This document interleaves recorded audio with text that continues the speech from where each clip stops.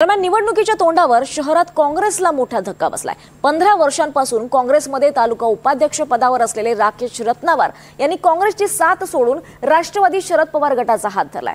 नगरसेवक पदासाठी ते उमेदवार म्हणून निवडणूक लढणार आहेत। या सर्व बाबींचा आमचे प्रतिनिधी मनीष रक्षमवार यांनी घेतलेला हा आढावा पाहूयात। सर्वत्र निवडणुकीचे बिगुल वाजलेले आहे। आपण गडचिरोली शहरामध्ये आहोत आणि गडचिरोली शहरामध्ये एकंदरीत चित्र हे गरम वातावरण झालेले आहे। गडचिरोली शहरातील काँग्रेसचे जे कट्टर राकेश भाऊ रत्नावर जे होते, जे शहर उपाध्यक्ष या पदावर 15 वर्षापासून सतत कार्यरत होते आणि पक्षनिष्ठ कार्यकर्ते होते, परंतु अचानक त्यांनी काँग्रेसचा हात सोडलेला आहे आणि राष्ट्रवादीचा हात धरलेला आहे। राष्ट्रवादी म्हणजे शरद पवार गट।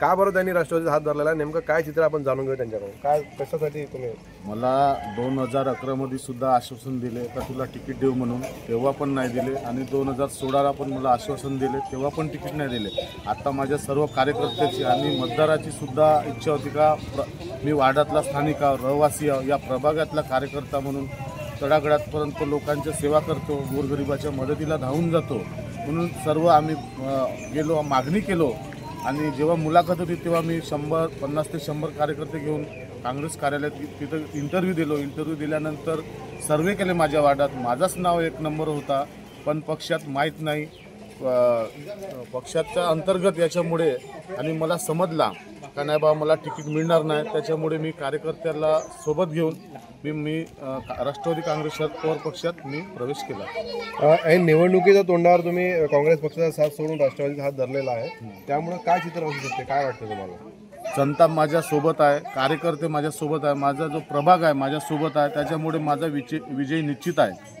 आणि मी संघर्ष करणारा एक कार्यकर्ता आहे, तळागाळापर्यंत पोहोचणारा एक कार्यकर्ता आहे।